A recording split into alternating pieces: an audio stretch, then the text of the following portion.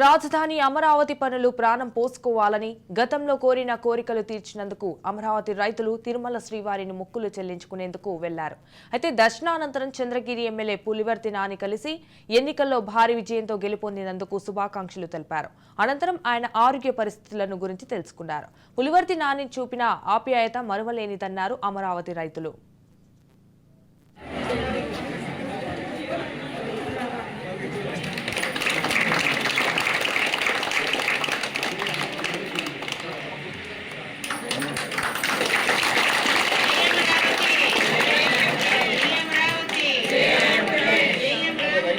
పోరాటం చేస్తాను. మీరు నా మీద ఎన్ని కేసులు పెట్టుకున్నా కానీ కేసులు భయపడడం, దాడులు భయపడడం, మీరు ఏం చేసినా సరే నేను భయపడడం.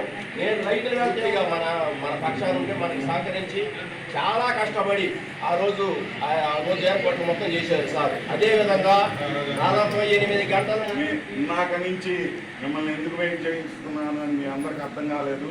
మన కోసం ఆ రోజు కష్టంలో కూడా నిలబడిన వంటి